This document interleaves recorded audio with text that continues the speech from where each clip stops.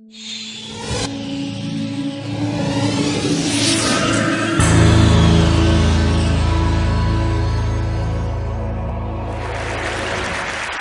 I was president of the American Psychological Association, they tried to media train me.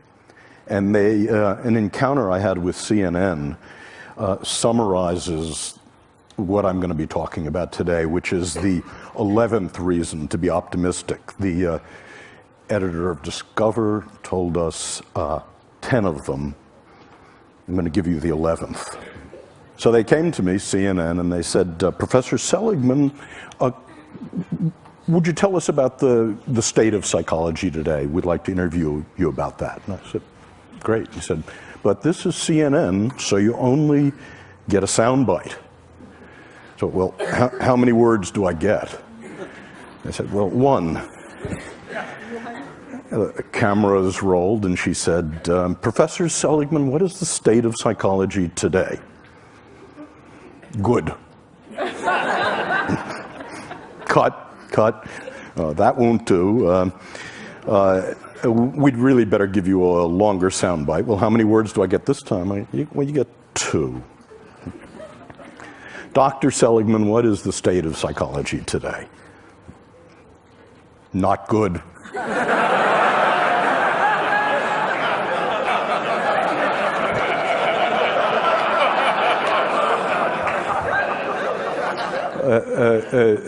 Look, Dr. Seligman, we can see you're really not comfortable in this medium.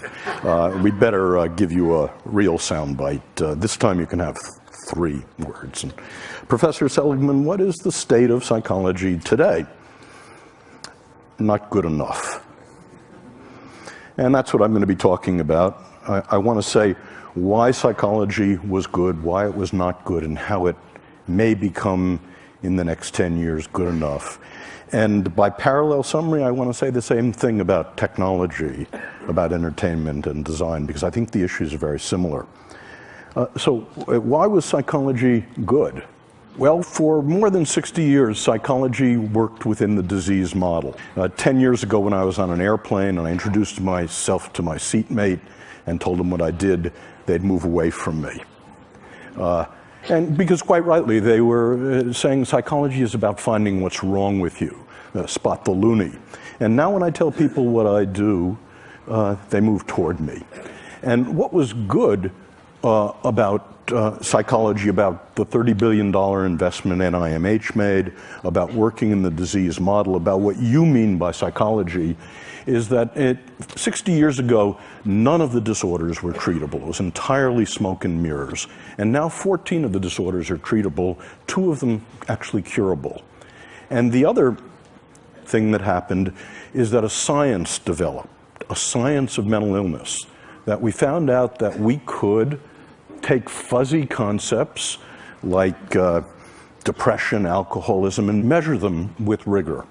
That we could create a classification of the mental illnesses, that we could understand the causality of the mental illnesses. We could look across time at the same people, for example, who are genetically vulnerable to schizophrenia, and ask what the contribution of mothering, of genetics are. And we could isolate third variables by doing experiments on the mental illnesses. And best of all, we were able in the last 50 years to invent drug treatments and psychological treatments. And then we were able to test them rigorously in random assignment, placebo-controlled designs, throw out the things that didn't work, keep the things that actively did. And the conclusion of that is that psychology and psychiatry of the last 60 years can actually claim that we can make miserable people less miserable. And I think that's terrific. I'm proud of it. But what was not good, the consequences of that, were 3 things. The first was moral, that psychologists and psychiatrists became victimologists, pathologizers, that our view of human nature was that if you were in trouble, bricks fell on you. And we forgot that people made choices and decisions. We forgot responsibility. That was the first cost.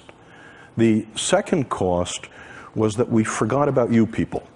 We forgot about improving normal lives. We forgot about a mission to make relatively untroubled people happier, more fulfilled, more productive. And genius, high talent, became a dirty word. No one works on that.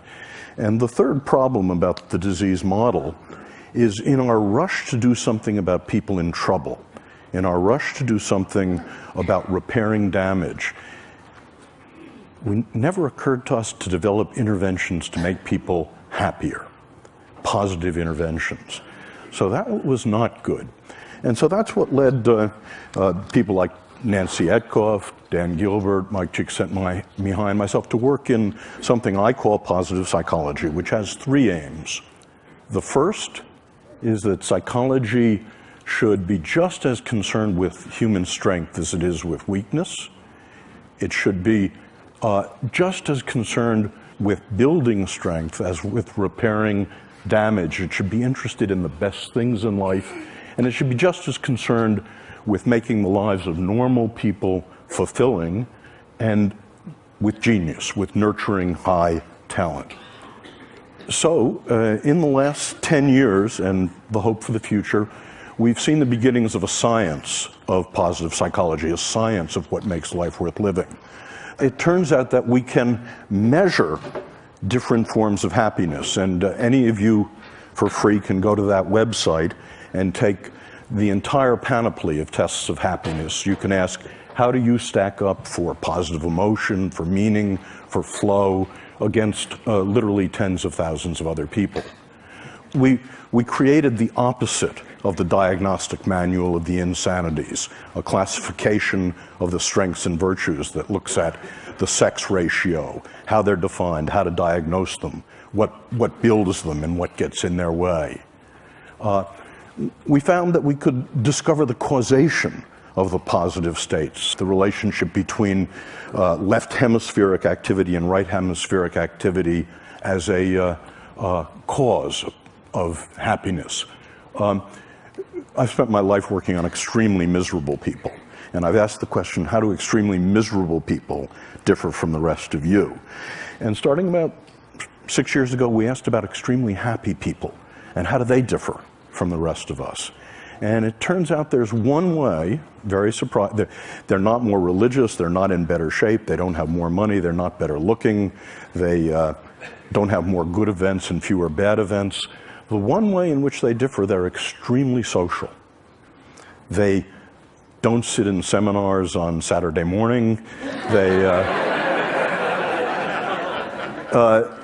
don't spend time alone. Each of them is in a romantic relationship, and each has a rich repertoire of friends. But watch out here. This is merely correlational data, not causal, and it's about happiness in the first Hollywood sense I'm going to talk about. Happiness of ebullience and giggling and good cheer. And I'm going to suggest to you that's not nearly enough in just a moment. We found we could begin to look at interventions over the centuries, from the Buddha to Tony Robbins. About 120 interventions have been proposed that allegedly make people happy. And we find that we've been able to manualize many of them, and we actually carry out random assignment efficacy and effectiveness studies. That is, which ones actually make people lastingly happier. In a couple of minutes, I'll tell you about some of those results. But the upshot of this is that the mission I want psychology to have, in addition to its mission of curing the mentally ill, in addition to its mission of making miserable people less miserable, is, can psychology actually make people happier? And to ask that question, happy is not a word I use very much. We've had to break it down into what I think is askable about happy. And I believe there are three different, and I call them different because different interventions build them. It's possible to have one rather than the other. Three different happy lives. The first happy life is the pleasant life. This is a life in which you have as much positive emotion as you possibly can, and the skills to amplify it. The second is a life of engagement, a life in your work, your parenting, your love, your leisure. Time stops for you. That's what Aristotle was talking about. And third, the meaningful life. So I want to say a little bit about each of those lives and what we know about them. The first life is the pleasant life. And it's simply, as best we can find it, it's having as many of the pleasures as you can, as much positive emotion as you can, and learning the skills, savoring mindfulness, that amplify them, that stretch them over time and space.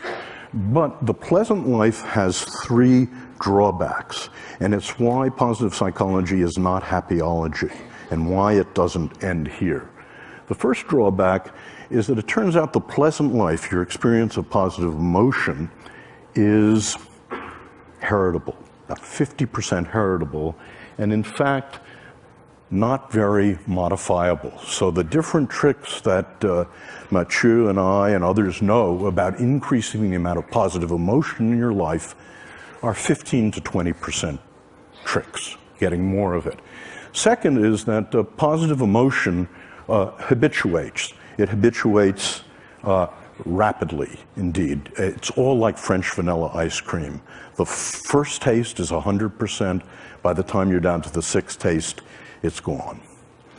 And as I said, it's not particularly malleable.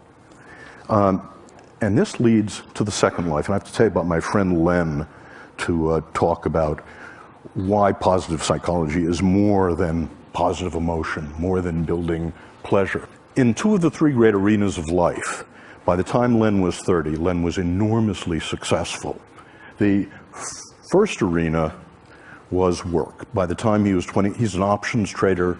By the time he was 25, he was a multimillionaire and the head of an options trading company. Second, in play, he's a national champion bridge player. And, but in the third great arena of life, love, Len is an abysmal failure. And the reason he was that Len is a cold fish. Len is an introvert. American women said to Len when he dated them, "You're no fun. You don't have positive emotion. Get lost." And Len was wealthy enough to be able to afford a Park Avenue psychoanalyst who for 5 years tried to find the sexual trauma that had somehow locked positive emotion inside of him. But it turned out there wasn't any sexual trauma. It turned out that Len grew up in Long Island and he played football and watched football and played bridge. Len is in the bottom 5% of what we call positive affectivity. So the question is Len unhappy? And I want to say not. Contrary to what psychology told us about the bottom 50% of the human race in positive affectivity, I think Len is one of the happiest people I know. He's not consigned to the hell of unhappiness, and that's because Len, like most of you, is enormously capable of flow. When he walks onto the floor of the American Exchange at 9:30 in the morning, time stops for him, and it stops till the closing bell. When the first card is played, till 10 days later, the tournament is over, time stops for Len. And this is indeed what Mike Csikszentmihalyi has been talking about flow, and it's distinct from pleasure in a very important way. Pleasure has raw feels. You know it's happening. There's thought and feeling. But what Mike told you yesterday, during flow, you can't feel anything. You're one with the music. Time stops. You have intense concentration. And this is indeed the characteristic of what we think of as the good life. And we think there's a recipe for it, and it's knowing what your highest strengths are. And again, there's a valid test of what your 5 highest strengths are, and then recrafting your life to use them as much as you possibly can. Recrafting your work, your love, your play, your friendship, your parenting. Just one example. One person I worked with was a bagger at Gennardi's. Hated the job. She's working her way through college. Her highest strength was social intelligence. So she recrafted bagging to make the encounter with her the social highlight of every customer's day. Now, obviously she failed, but what she did was to take her highest strengths and recraft work to use them as much as possible. What you get out of that is not smiliness. You don't look like Debbie Reynolds, you don't giggle a lot. What you get is more absorption. So that's the second path. The first path, positive emotion. The second path is eudaimonia and flow. And the third path is meaning. This is the most venerable of all the happinesses traditionally. And meaning in this view consists of, very parallel to eudaimonia, it consists of knowing what your highest strengths are and using them to belong to and in the service of something larger than you are. Well, I mentioned that for all three kinds of lives, the pleasant life, the good life, the meaningful life, people are now hard at work on the question, are there things that lastingly change those lives? And the answer seems to be yes, and I'll just give you some samples of it. It's being done in a rigorous manner. It's being done in the same way that we test drugs to see what really works. So we do random assignment, placebo-controlled, long-term studies of different interventions. And just to sample the kind of interventions that we find have an effect. When we teach people about the pleasant life, how to have more pleasure in your life, one of your assignments is to take the mindfulness skills, the savoring skills, and you're assigned to design a beautiful day. Next Saturday, set a day aside, design yourself a beautiful day, and use savoring and mindfulness to enhance those pleasures. And we can show in that way that the pleasant life is enhanced. Gratitude visit. I want you all to do this with me now, if you would. Close your eyes. I'd like you to remember someone who did something enormously important that changed your life in the good direction, who you never properly thanked. Person has to be alive. Okay? Now, okay, you can open your eyes. I hope all of you have such a person. Your assignment when you're learning the gratitude visit is to write a 300-word testimonial to that person, call them on the phone in Phoenix, ask if you can visit, don't tell them why, show up at their door, you read the testimonial. Everyone weeps when this happens. And what happens is when we test people 1 week later, a month later, 3 months later, they're both happier and less depressed. Another example is a strengths date, in which we get couples to identify their highest strengths on the strengths test, and then to design an evening in which they both use their strengths. And we find this is a strengthener of relationships. And fun versus philanthropy, but it's so heartening to be in a group like this in which so many of you have turned your lives to philanthropy. Well, my undergraduates and the people I work with haven't discovered this, so we actually have people do something altruistic and do something fun, and to contrast it. And what you find is when you do something fun, it has a square wave walk set. When you do something philanthropic to help another person, it lasts, and it lasts. So those are examples of positive interventions. So the next to last thing I want to say is we're interested in how much life satisfaction people have. This is really what you're about. And that's our target variable. And we ask the question, as a function of the 3 different lives, how much life satisfaction do you get? So we ask, and we've done this in 15 replications involving thousands of people, to what extent does the pursuit of pleasure, the pursuit of positive emotion, the pleasant life, the pursuit of engagement, time stopping for you, and the pursuit of meaning contribute to life satisfaction? And our results surprised us. They were backward of what we thought. It turns out the pursuit of pleasure has almost no contribution to life satisfaction. The pursuit of meaning is the strongest, and this is the pursuit of engagement is also very strong. Where pleasure matters is if you have both engagement and you have meaning, then pleasure is the whipped cream and the cherry, which is to say the full life, the sum is greater than the parts if you've got all three. Conversely, if you have none of the three, the empty life, the sum is less than the parts. And what we're asking now is, does the very same relationship, physical health, morbidity, how long you live, and productivity follow the same relationship? That is, in a corporation, is productivity a function of positive emotion, engagement, and meaning? Is health a function of positive engagement, of pleasure, and of meaning in life? And there is reason to think the answer to both of those may well be yes. So Chris said that the last speaker had a chance to try to integrate what he heard, and so this was amazing for me. I've never been in a gathering like this. I've never seen speakers stretch beyond themselves so much, which was one of the remarkable things. But I found that the problems of psychology seem to be parallel to the problems of technology, entertainment, and design. In the following way, we all know that technology, entertainment, and design have been and can be used for destructive purposes. We also know that technology, entertainment, and design can be used to relieve misery. And by the way, the distinction between relieving misery and building happiness is extremely important. I thought when I first became a therapist 30 years ago that if I could make someone, if I was good enough to make someone not depressed, not anxious, not angry, that I'd make them happy.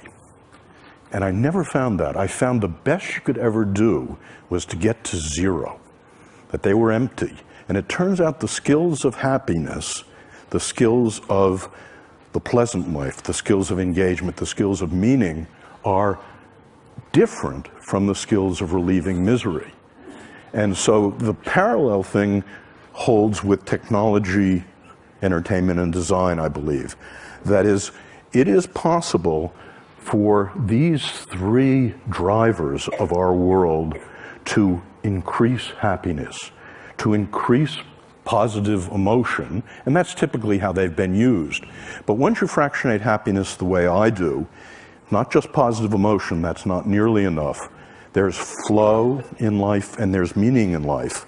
As Laura Lee told us, design, and I believe entertainment and technology, can be used to increase meaning engagement in life as well. So in conclusion, the 11th reason for optimism, in addition to the space elevator, is that I think with technology, entertainment, and design, we can actually increase the amount of tonnage of human happiness on the planet. And if technology can, in the next decade or two, increase the pleasant life, the good life, and the meaningful life, it will be good enough. If entertainment can be diverted to also increase positive emotion, meaning, eudaimonia, it will be good enough. And if design can increase positive emotion, eudaimonia, and flow, and meaning, what we're all doing together will become good enough. Thank you.